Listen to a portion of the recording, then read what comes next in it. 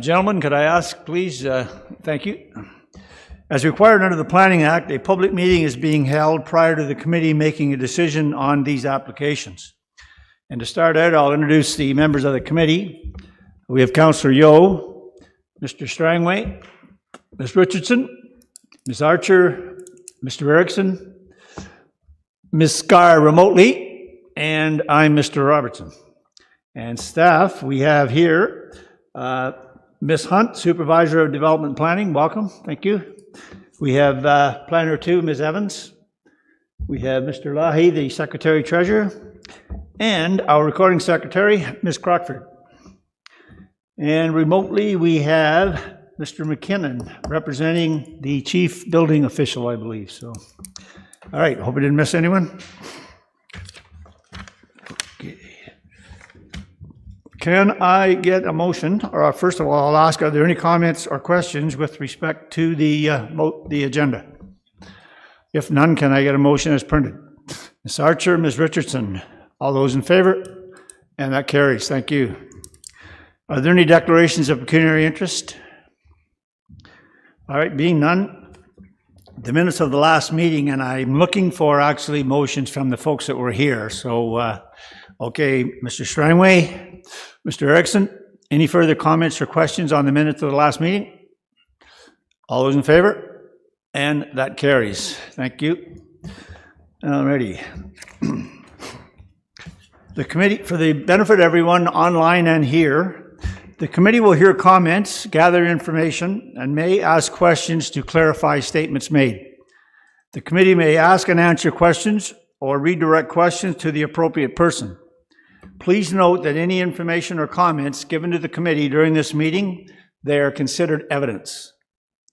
We will first hear from staff, then the applicant or his or her agent. We will then hear from any person in support of or from those who have questions, concerns, or are opposed to the application. Finally, the applicant or his or her agent will have an opportunity to respond to any of the statements made to the committee.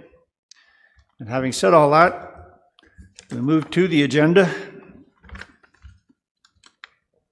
Let's give me a second here. All right. And we're dealing with file number D20-2023-067. This is 34 Victoria Avenue North, geographic town of Lindsay. And Ms. Evans, go ahead. Thank you. The subject property is designated residential under the Town of Lindsay official plan and is zoned residential 2 under the Town of Lindsay zoning bylaw 2000-75.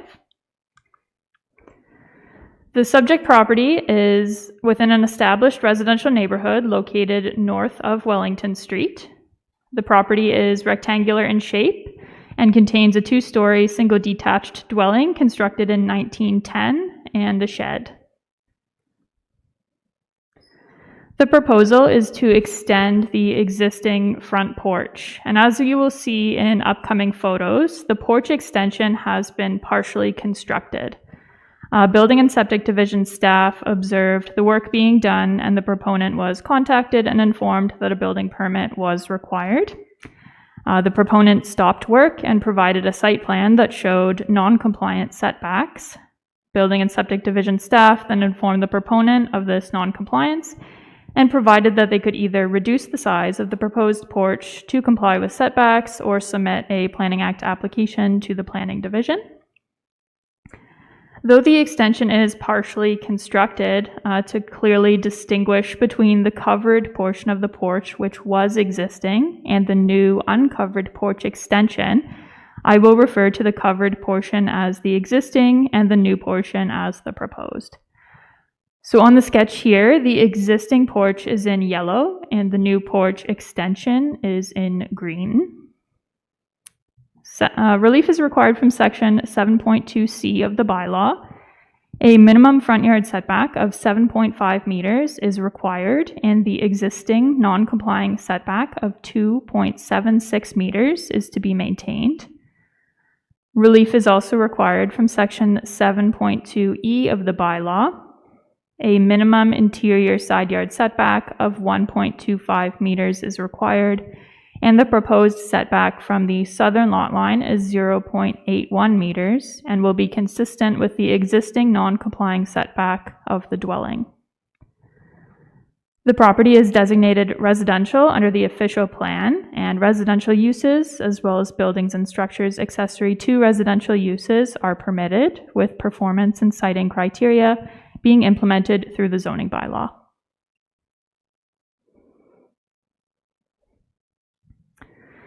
The photo on the right shows the front of the dwelling, including the existing covered porch and the new porch extension. Prior to the work beginning, the porch was limited to the area under that existing roof. And the photo on the left just provides a side view of the porch. The existing covered porch provides shelter from the elements when entering and exiting the dwelling. However, due to its size, there is very limited space for seating or using the porch for any kind of leisure purposes. So the extension will provide opportunities for seating and will add to the owner's enjoyment of the property. It will also add visual interest and dimension to the front of the dwelling. Several other dwellings in the immediate vicinity have front porches with similar setbacks, as we can see in the photos, which were taken looking north and south along Victoria Street. Some of these porches are uncovered, while others are fully enclosed spaces, and as such, the proposed porch extension is in keeping with the existing built form in the area.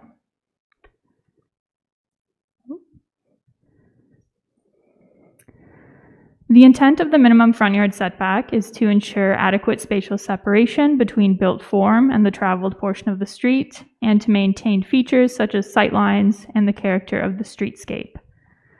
The proposed porch extension will be aligned with the existing front porch, and as such, no further encroachment than what exists today is proposed.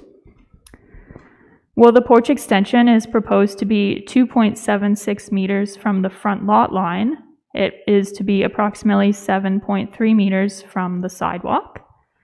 The front lawn continues past the front lot line of the subject property, extending to the sidewalk, and then there's also a small grassy boulevard between the road and the sidewalk, providing further visual and physical separation between the porch and the road, as shown in this photo. Due to this separation, it is not anticipated that the extension will impact sightlines, the function of the roadway, road maintenance, or snow storage. The purpose of an interior side yard setback is to manage massing and privacy issues and to provide sufficient space for lot drainage, access between front and rear yards, and building maintenance. The photo on the left here shows the front of the dwelling from a bit of an angle, and it's this side of the porch that requires relief. Here as well. The photo on the right was taken from the front yard looking towards the rear yard, showing the existing setback from property lines and the space between the dwellings. The proposed porch extension will be the same width as the existing dwelling, which has a non-compliant side yard setback from the south lot line. The presence of the proposed porch will not impact the access that currently exists to the south side of the dwelling between yards. The porch being uncovered limits any massing impacts to neighboring properties, and impacts to drainage are not anticipated. Also, as there is no window on the neighboring dwelling directly facing the proposed porch extension, impacts to privacy are not anticipated. There are no anticipated impacts on environmental features, neighboring properties, or the function of the right-of-way. Comments were received from the Building and Septic Division's plans examiner, stating that there is an outstanding building permit for this property that is unrelated to the porch extension. No other comments of concern were raised by any of the circulated agencies, and no comments were received from members of the public. Based on the contents of the report, staff acknowledges the application meets all 4 tests of a minor variance and respectfully recommends approval of the application, subject to the conditions identified within the report. Thank you. Thank you, Ms. Evans. Are there questions to the planner? Being none, is the applicant online or here? Do they wish to speak to this application?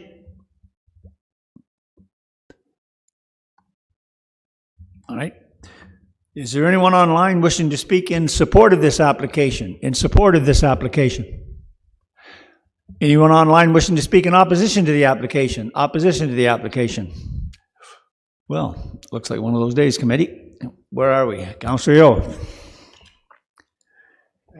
All right, do I have a seconder? Mr. Erickson? Any further comments or questions by anyone? All those in favor? And that carries. Thank you.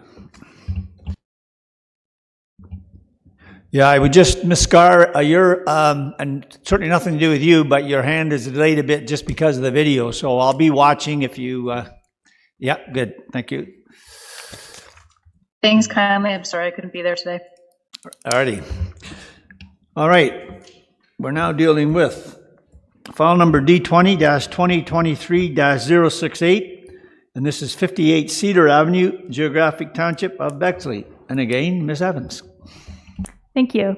And the conditions that were printed off and provided today are associated with this application. The subject property is designated waterfront under the City of Kawartha Lakes official plan and is zoned rural residential type 3 exception 1 under the Township of Bexley zoning bylaw 93-09. The subject property is within an established residential neighborhood located on the southwestern shore of Balsam Lake. The property is a waterfront lot that is rectangular in shape and contains a 2-story single detached dwelling constructed in 1927 and a shed. The proposal is to construct an additional residential unit, or ARU. Relief is required from section 3.1.2.1 of the bylaw, which permits accessory structures in the interior side or rear yard. The ARU is proposed in the front yard.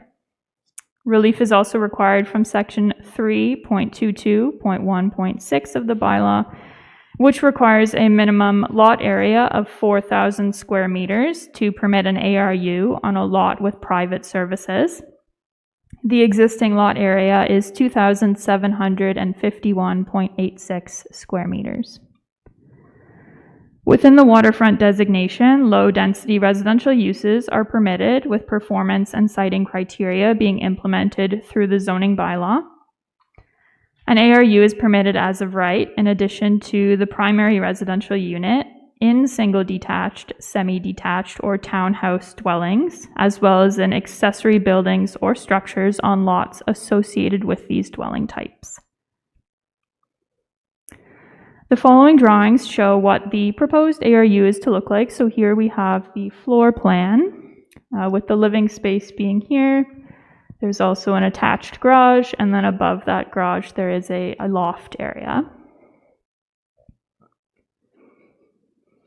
And these drawings again just show the ARU in more detail.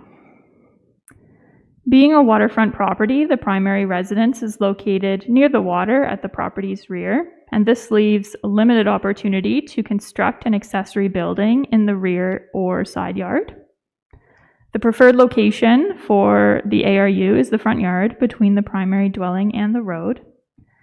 The proposed ARU will provide additional living and sleeping space for family and friends, as well as additional storage space. The intent of limiting the location of accessory structures to the interior side or rear yard is to ensure accessory uses remain subordinate to the primary use by being located in less visible areas on the property. It also ensures there is adequate amenity space in the front yard and that the property is in keeping with the character of the rest of the neighborhood.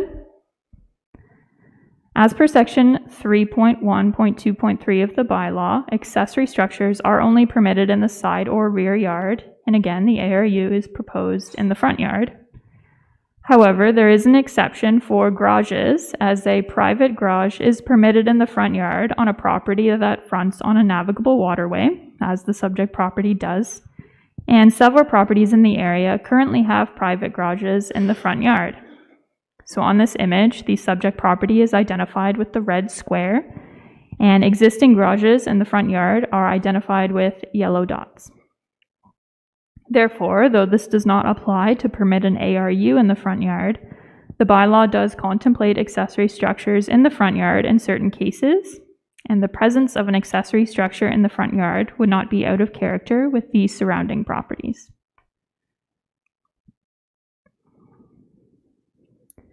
Due to the location of the existing dwelling, the subject property has an extensive front yard and a smaller rear yard, as seen in the air photo on the left.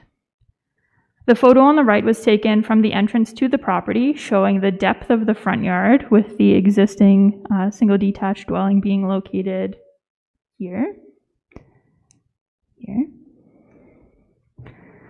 Additionally, the shoreline and the required water setback, as well as the location of the septic system, limit possible locations for the proposed ARU in the interior side or rear yard. Therefore, the most logical location for the proposed ARU is between the dwelling and the road, being the front yard. The proposed ARU will be located in close proximity to the existing entrance, allowing for access to the ARU. And due to the size of the front yard, the proposed ARU will not impede the property owner's ability to use the rest of the lawn space for outdoor recreation purposes. The proposed ARU is to be set back approximately 24.23 meters from the front lot line. The photo on the left shows the proposed location for the ARU, and based on an approximate measurement taken in the field, the front of the ARU would begin approximately in line with this tree here. And over here. Additionally, mature vegetation separates the property from the traveled portion of the road, as seen in the photo on the right.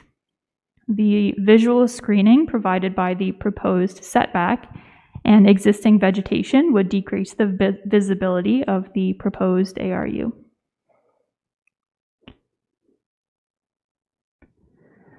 The photo on the left was taken next to the existing dwelling, looking back towards the road, and the photo on the right is again the proposed location for the ARU.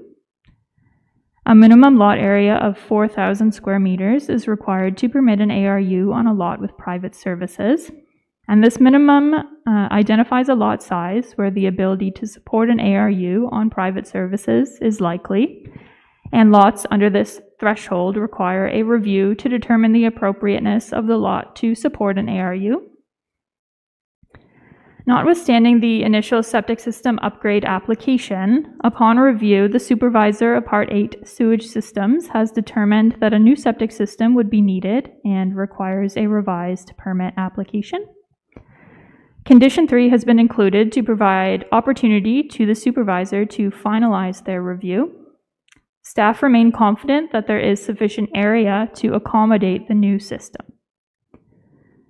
There are no anticipated impacts on environmental features, neighboring properties, or the function of the right-of-way. Comments were received from the supervisor of Part 8 sewage system stating that the current sewage disposal system cannot accommodate the proposed ARU.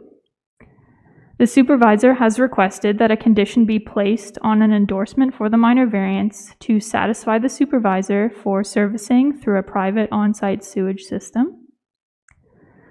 Comments were received from the Building and Septic Division's plans examiner stating that there are outstanding building permits on this property unrelated to the proposed ARU. After the writing of the report, comments were received from Kawartha Region Conservation Authority stating that they have no concern with the approval of the minor variance and that the applicant may be required to obtain a permit from Kawartha Conservation. The requirement for the permit depends on whether the proposed ARU is located within the regulatory flood elevation of Balsam Lake and the associated 15-meter setback. As a result of these comments, a fourth condition needs to be applied to the minor variance that was not originally included in the report, so it has been printed so you can see it. And that condition is to read that prior to the issuance of a building permit, the owner obtain elevation information to the satisfaction of Kawartha Region Conservation Authority staff and subsequently obtain a permit from Kawartha Region Conservation Authority if required. This shall be accomplished by fulfilling one of the following. The owner obtains the services of a surveyor to confirm the elevations on the property with respect to the regulatory flood elevation, or the owner has Kawartha Region Conservation Authority staff attend the property to complete a site visit to confirm the elevations on the property with respect to the regulatory flood elevation. This condition will be considered fulfilled upon the provision of a copy of Kawartha Region Conservation Authority's approval to the Secretary-Treasurer. No other comments of concern were raised by any of the circulated agencies. After the writing of the report, a comment of support was received from Drew and Louise Davison, the neighboring property owners, stating that they fully support the proposal. Based on the contents of the report, staff acknowledges the application meets all 4 tests of a minor variance and respectfully recommends approval of the application subject to the conditions identified within the report. Thank you. Thank you, Ms. Evans. Questions of the planner? Ms. Archer. Through you, please, to Ms. Evans. This is maybe not a question that you can answer, but I see MPAC has the property, the house being built in 1927, but there's an outstanding building permit from a detached dwelling from 2019, I believe. So are they MPAC that far behind in their reports? Through the chair, I can't speak to the nature of the building permit, but it could have been perhaps an addition to the existing dwelling that was originally constructed in 1927 or something perhaps going on in the interior. But if you'd like more information, I can defer that question to the plans examiner. I think so, because it just doesn't, I'm afraid they're paying taxes on a building that's 100 years old when they should be paying on a more recent one. I don't know if that's our concern or not.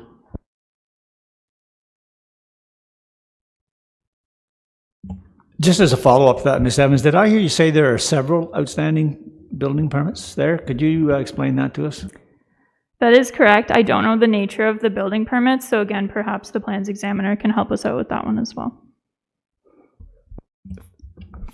Further, and what plans examiner, who might that be? Matt McKinnon on the call. Oh, all right. Very good. Mr. McKinnon, would you go ahead then, sir? Sorry. I'm just, yes, sorry, through your chair. I'm just going to look up what these permits are in relation to. So if you just give me 1 minute, please. Did you understand the question or hear the question from Ms. Archer? Through your chair, yes, I did hear the question. She just wants to know what the permit is for. I'm just looking it up right now. Well, we'll just hold for a second. Thank you.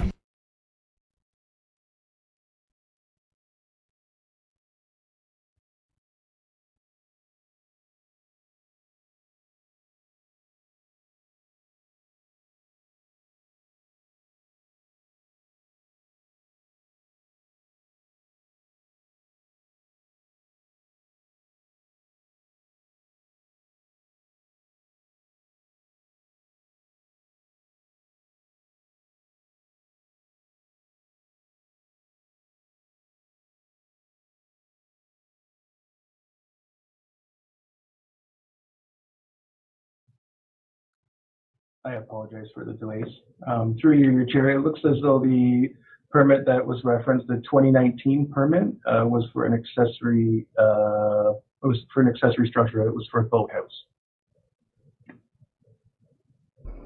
Through the chair, there was also in the comments building permit related to a deck and then the foundation for the dwelling, and those were 2004 building permits. So it sounds like the dwelling was originally constructed in 1927, and then there was some foundation work, and there was an attached deck on the dwelling as well. Ms. Archer, question? Go ahead. Well, there's also an outstanding one from 2016, I think, that says a single detached dwelling. You want to forward that question to Mr. McKinnon as well? I think that's Yeah, through you to Mr. McKinnon. There seems to be an outstanding permit from 2016 that says single detached dwelling. Through your chair, that is a historic permit. I will have to just try and look that one up here as well and see why That's just how it's worded in our software program here. That one actually predates me, so I'm just gonna.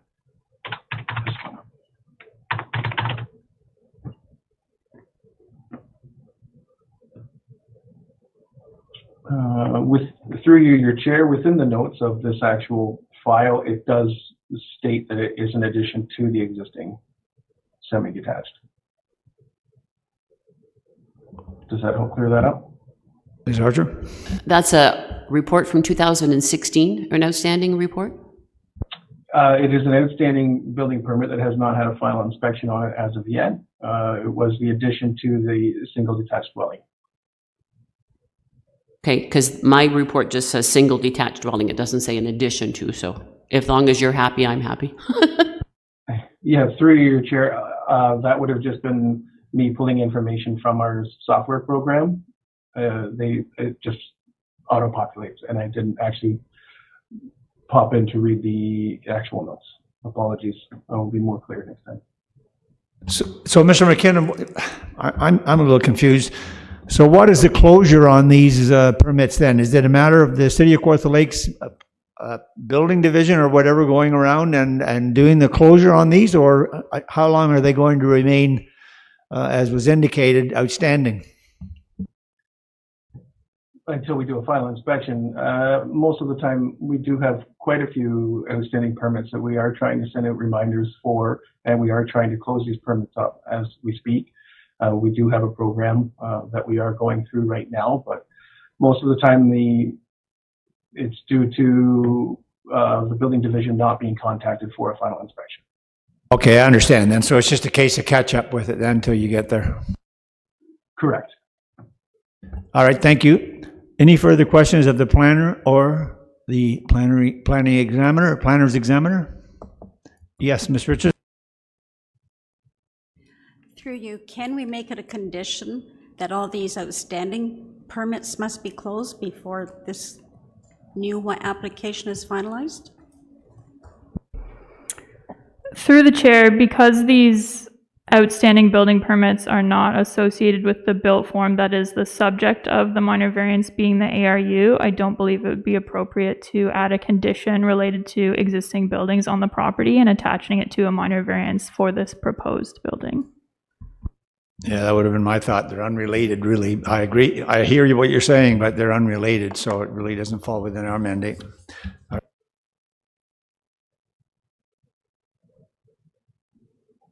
Any further questions from committee? Mr. McKinnon, go ahead. Through you, your chair, these outstanding permits, we can finalize all these outstanding permits once we have an inspector on site to do an inspection for the proposed new build. All right, thank you. Yeah. Any further questions of Mr. McKinnon or the planner? All right, being none. Is the applicant online? Does the applicant wish to speak to the application? All right, apparently not. Is there anyone online wishing to speak in support of this application, in support of the application? All right. Anyone online wishing to speak in opposition to the application, opposition to this application? Here we go again. Committee, where are we? Mr. Strangway. As recommended by staff. As amended with the amendments? Yeah, all right. And Ms. Archer, I saw you as a seconder. All right. Any further comments or question on the motion as amended? All those in favor? And that carries. Thank you. All right, moving right along. We are now dealing with file number D20-2023-069, 1449 Killarney Bay Road, Geographic Township of Fenelon. And back to our very busy lady. Ms. Evans, go ahead. Thank you. The subject property is designated waterfront under the City of Kawartha Lakes official plan and is zoned limited service residential zone under the Township of Fenelon zoning bylaw 12-95. The subject property is within an established residential neighborhood located on the southeastern shore of Balsam Lake. The property is rectangular in shape and has frontage on the water. and currently contains a single detached dwelling constructed in 1940 and a shed located on a back lot on the east side of Killarney Bay Road. The proposal is to demolish the existing front porch, waterside deck, and a portion of the existing dwelling. A new porch and waterside deck will be constructed, and the demolished portion of the dwelling will be reconstructed with a larger footprint. A second story will also be constructed. So on the sketch, the approximate portion of the dwelling that is to remain is in yellow, and the green shows the new portion of the dwelling with the expanded footprint as well as the new porch and deck. So the hatching on the sketch shows the existing footprint, so just can't keep it steady enough to show it very well, but the hatching on your sketch shows the existing footprint, and then the rest of the green is the expanded footprint, so expanding about 3 feet towards the north lot line there. Relief is required from section 15.2.1.3E of the bylaw, which requires a minimum water setback of 15 meters. The proposed setbacks are 7.2 meters from the proposed deck and 9.7 meters from the dwelling. Relief is required from section 15.2.1.3b of the bylaw, which requires a minimum interior side yard setback of 3 meters on one side and 2.3 meters on the opposite side. The existing setback from the southern property line is 2.3 meters, and the proposed setback from the northern property line is 2.7 meters. As a result of the proposed expansion of the footprint, the northeast corner of the dwelling will be approximately 0.9 meters closer to the lot line than what exists today, and the northwest corner of the dwelling will be approximately 0.7 meters closer to the lot line than what exists today. Looking to the official plan, low-density residential uses and buildings and structures accessory to residential uses are permitted in the waterfront designation, with performance and siting criteria being implemented through the zoning bylaw. The official plan establishes water setback policies to provide sufficient spatial separation to protect development from erosion hazards and to protect and enhance the ecological function of the water body. The closest built form to the shoreline is the existing attached deck, and the proposal maintains the existing non-complying water setback, and as such, no negative impacts are anticipated. The photo on the left shows the front of the dwelling, and the photo on the right shows the rear or water side of the dwelling.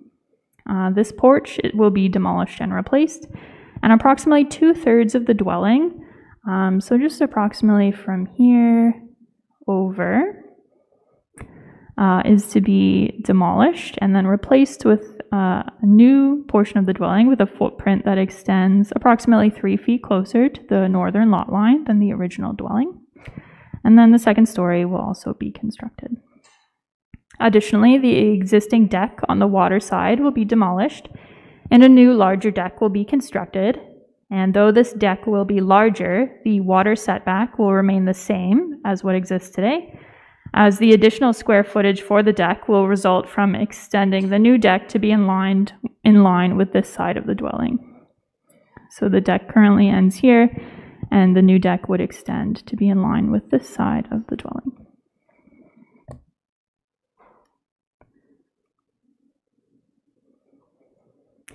It can be expected that over time, owners may improve their property, resulting in its highest and best use, and these drawings show what the proposal is to look like.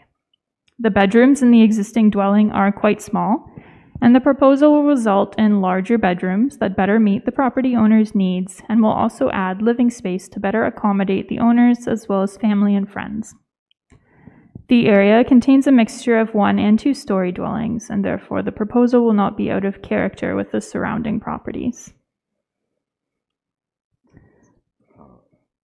These photos show the existing setback between the dwelling and the north lot line, where the footprint will be expanded.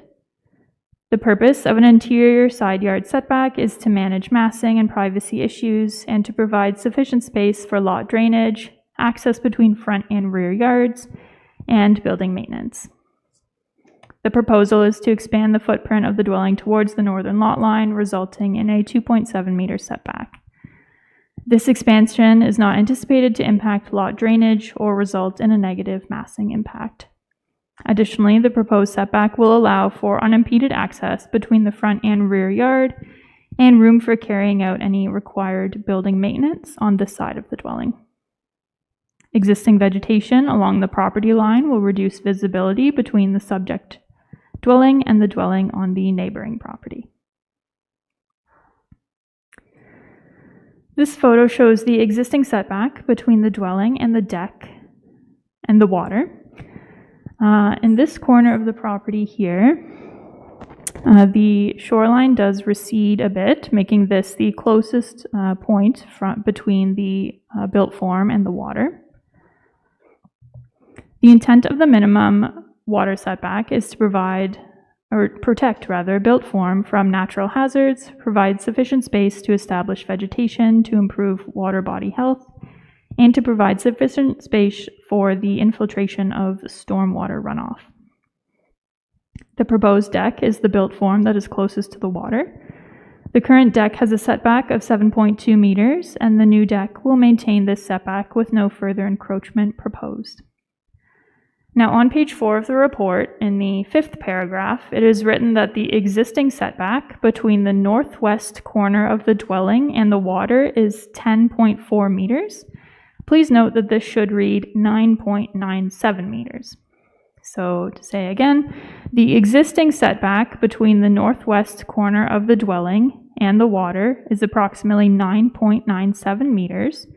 And the proposed expansion of the dwelling towards the north lot line will result in a 9.7 meter setback between the northwest corner of the dwelling and the water. It is not anticipated that the proposal's reduced water setback will negatively impact infiltration or alter the existing shoreline conditions. There are no anticipated impacts on environmental features, neighboring properties, or the function of the right-of-way. Comments were received from Kawartha Region Conservation Authority stating that they have no concern with the approval of the minor variance for the proposed development. The applicant will be required to obtain a permit from Kawartha Conservation. Based on the contents of the report, staff acknowledges the application meets all 4 tests of a minor variance and respectfully recommends approval of the application subject to the conditions identified within the report. Thank you. And thank you. Questions of the planner? Mr. Erickson, go ahead. Through the chair, are there any comments from building and septic? Through the chair, just that there were no concerns from the plans examiner, and the applicant, I believe, has already been working with the supervisor of Part 8 sewage systems on the septic, so there were no comments from that as well. Follow-up, Mr. Erickson? No. Anything further from committee? All right. Is the applicant here? Yes, sir. Do you wish to speak to it? Please approach the podium if you would. And your name, sir? Good afternoon, everybody. I'm Tom DeBoer with TD Consulting, the representative for the owner of the property. To answer the question with regards to building and septic, we've been in contact with both to ensure that the built form is adequate and permittable, as well as the challenge of the property and its size for a septic system. Currently, there is a very aged septic system that does not comply with any standards that I could ever imagine, and therefore a holding tank has been proposed and has been accepted by the Part 8 sewage supervisor at this point, which allowed us to move forward with this application. Any other questions, concerns? Be more than happy to answer them. Are there any further questions of the Ms. Archer? Not sure if it's to Mr. DeBoer or not, but the one before, maybe I'm getting confused, which is quite possible, but both of these properties and the one before are on Balsam Lake. Is that right? Yes. And the other one was an ARU that's way back from the water. They need a permit. These ones don't, and they're close to the water. I don't understand the difference. Through the chair, sorry, they do need a permit. There's no concern with the approval of the minor variance, but the applicant will be required to obtain a permit. But in the other one, they needed a flood elevation or some kind of report, and they seem to be so far away from the water, and these guys aren't.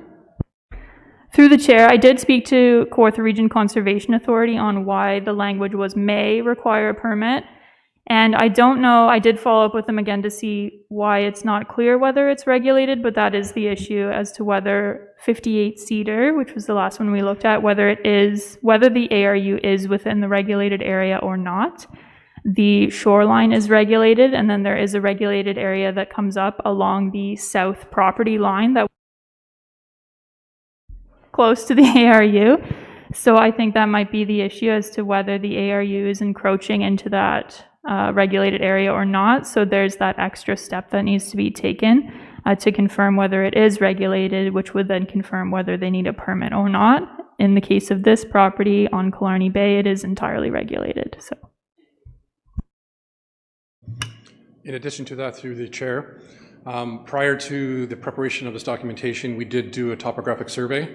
So this particular lot is 100% regulated. However, it is above the flood elevation. It's regulated specifically for the closeness of both the shoreline as well as a wetland in the near future behind the property. So it's kind of overlapping. Thank you, sir. That's helpful. All right. Any further questions of the deputy? Thank you, sir. We appreciate you taking the time. All right. Is there anyone online wishing to speak in support of this application, in support of the application? Anyone online wishing to speak in opposition to the application? Opposition to the application. Committee. Mr. Strangway. As recommended by staff. Do I see your hand there, Ms. Scar, as a seconder? All right. Very good. Are there any further comments or questions with respect to the motion on the floor? Being none, all those in favor? And that carries. Thank you.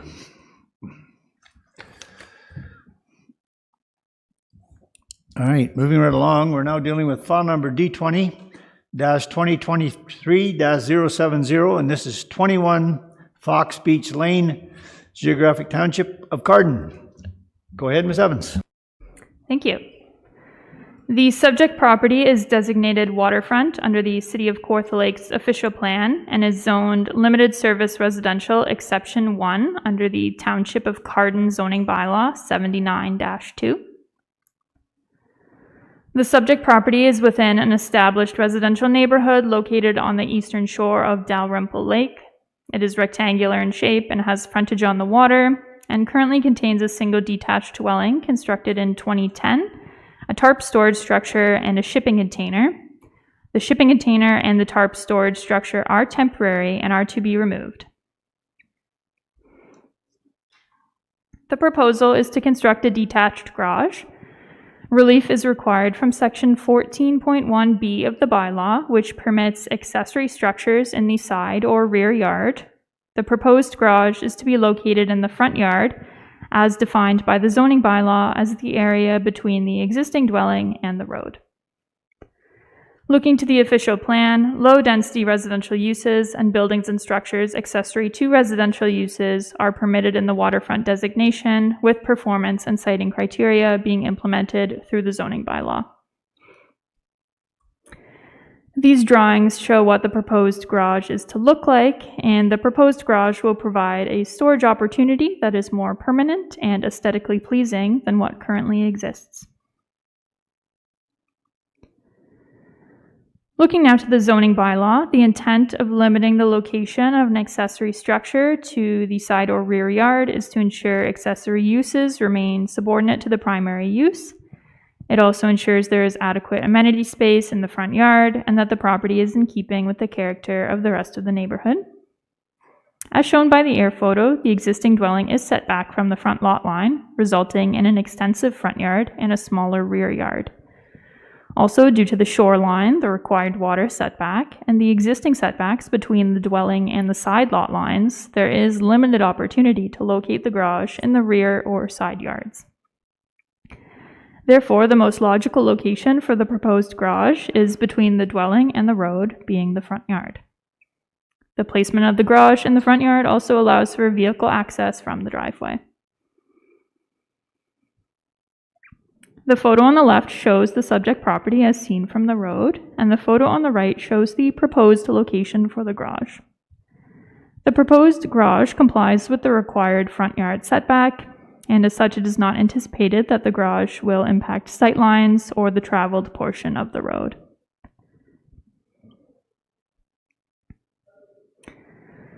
As represented by the yellow dots on the air photo, other properties in the area have accessory structures in the front yard, and as such, the proposed garage on the subject property, which is represented by the red square, will not be out of character with the surrounding area. Under the majority of the city's other zoning bylaws, a private garage is permitted in the front yard when a property has frontage on a navigable waterway or has a shore lot line. For comparative purposes, if this property was located in an area covered by a different zoning bylaw that did contain a provision allowing private garages in the front yard for properties with shore lot lines, a minor variance would not be required to permit the proposed garage. Additionally, the new consolidated rural zoning bylaw contains a provision which allows garages in the front yard on properties with shore lot lines. There are no anticipated impacts on environmental features, neighboring properties, or the function of the right-of-way. No comments of concern were raised by any of the circulated agencies, and no comments were received from members of the public.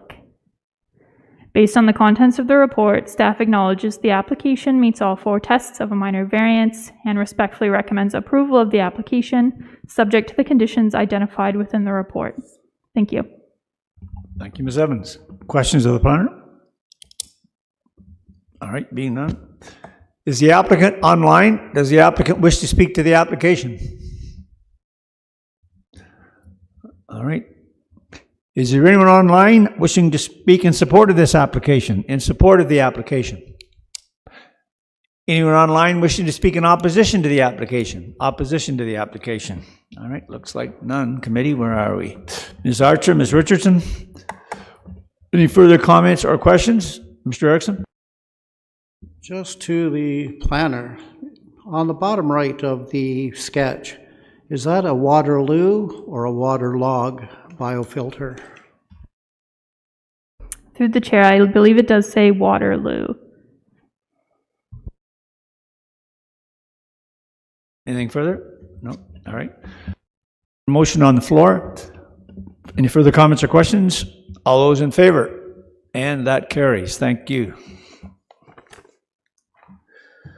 Okay, moving right along. Chair, I'm going to ask to be excused if that's all right. I was advised of that, so thank you, Ms. Scott. Take care. Thank you very much. See you all in person next month. Thank you. All right, thank you. Okay, we're now dealing with file number D20-2023-071, and this is 128 Folsom Crescent, Geographic Township of Carden. Go ahead, Ms. Evans. Thank you. And you'll notice that this is a very similar proposal to what we have just seen. And in fact, the garages, I believe, are the exact same garage kit. So it will look very familiar. The subject property is designated waterfront under the City of Kawartha Lakes official plan and is zoned limited service residential under the Township of Carden zoning bylaw 79-2. The subject property is within an established residential neighborhood located on the eastern shore of Dalrymple Lake. It is rectangular in shape, has frontage on the water, and currently contains a single detached dwelling constructed in 2010, 2 sheds, and 2 tarp storage structures. The tarp storage structures are temporary and are to be removed. The proposal is to construct a detached garage. Relief is required from section 14.1B of the bylaw, which permits accessory structures in the side or rear yard. The proposed garage is to be located in the front yard. Relief is also required from section 14.1B of the bylaw, which states that an accessory structure may not be erected closer to a street than the required front yard setback for the zone in which it is located. The subject property being zone limited service residential zone, the required minimum front yard setback in that zone is 7.5 meters, and the proposed setback is 5 meters. Within the waterfront designation under the official plan, low-density residential uses and buildings and structures accessory to residential uses are permitted, with performance and siting criteria being implemented through the zoning bylaw. Very familiar looking garage here. This garage will allow for additional storage opportunities on the property, which will replace the temporary storage that is currently being provided by the tarp storage structures. And the garage will provide a storage option that is more permanent and aesthetically pleasing. In the photo on the right, the location of those tarp storage structures is to be approximately the location of the proposed garage. As seen in the air photo on the left, the dwelling is set back from the front lot line, and because of the shoreline and the required water setback, there is limited opportunity to locate a garage in the rear yard. Additionally, due to the setbacks between the dwelling and the side lot lines and the existing entrance to an attached garage on the south wall of the dwelling, there is limited opportunity to locate a garage in the side yards. The front yard is the most logical location for the garage, and its proximity to the existing driveway will allow for vehicle access. I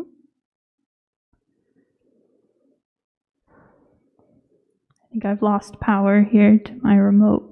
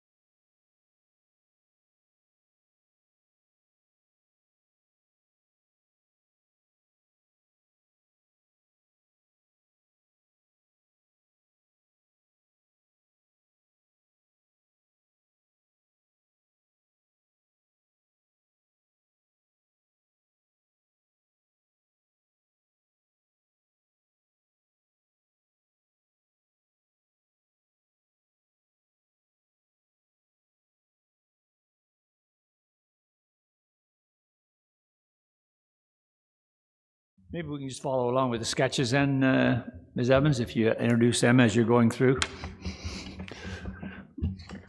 Thank you. I did have an air photo similar to what you've seen before, showing yellow dots with existing garages in the front yard. So there are in the area garages located in the front yard.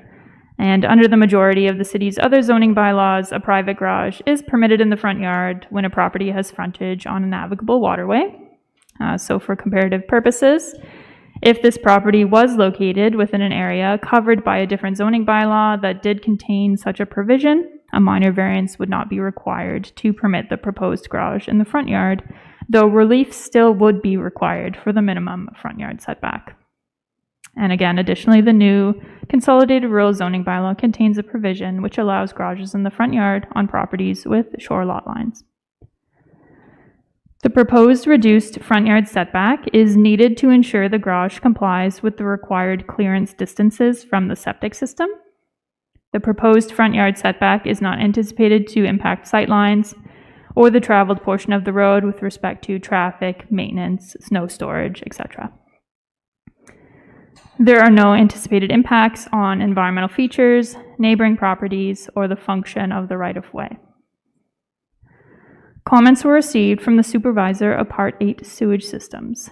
During the supervisor's site visit, it was observed that the sewage system extended further into the roadside yard than the noted on the site plan. This placed the garage within the allowable setback to the leaching bed. In order to ensure development does not disrupt the existing sewage system and to accommodate the required clearance distance under the Ontario Building Code, the garage will need to be located closer to the roadside of the property and reduced in size. If the owner can demonstrate a reduced size in the garage with the required minimum clearance distance to the sewage system, the Building and Septic Division will have no further issue with the minor variance proposal. Condition 3 has been included to ensure the requirements for the septic system are addressed prior to the issuance of a building permit. No other comments of concern were raised by any of the circulated agencies, and no comments were received from members of the public. Based on the contents of the report, staff acknowledges the application meets all 4 tests of a minor variance and respectfully recommends approval of the application subject to the conditions identified within the report. Thank you. Thank you, Ms. Evans. Question to the planner, Ms. Archer, go ahead. Through you, please, to Ms. Evans. The building and septic, they want the garage a little smaller. Appendix D, if we approve it, we're in accordance with Appendix D. Is Appendix D already the smaller version? Through the chair, the owner will have to work with the kit that they have purchased or are going to purchase from, I believe it's Home Hardware, to see if it can be altered to be smaller. The condition does say generally in accordance with Appendix D, so there is that little bit of flexibility in case the kit needs to be altered to be able to meet that clearance distance.